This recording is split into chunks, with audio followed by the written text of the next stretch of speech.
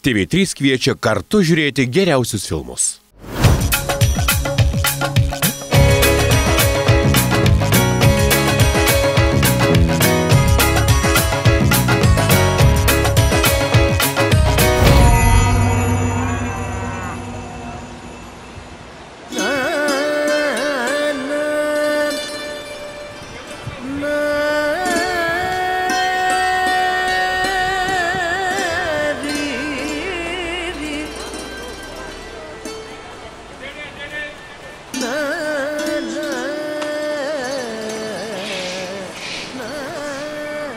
Esu laimėjęs lažybas prieš Marčių 10 eurų, kaip beždžionė, tada manęs taip reikia uodegai tyriai.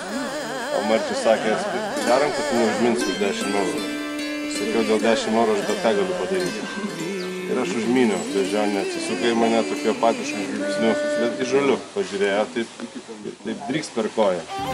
Po to mes visą kelionę stebėjom, ar man pradeda augti plaukai uodega, ar manęs netraukia į medžius ir panašiai. Plaukų užauga. Bananus valgo.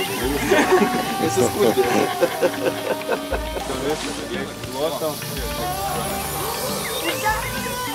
Kur? Nu, aš visus biškį blizga, kas noras, kaip šarkas. Pagauni beždžionį, persimeti ją per nugarą, iškiši čia galvą, užlauži, kitą ranką į uodegą ir staigiai truktelį. Kitas būdas pagauti už galvos ir suk ir staigiai sustoti.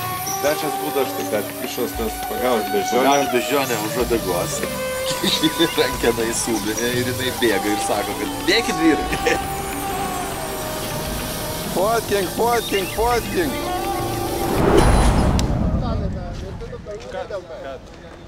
साले लड़वाएंगे उनको इतना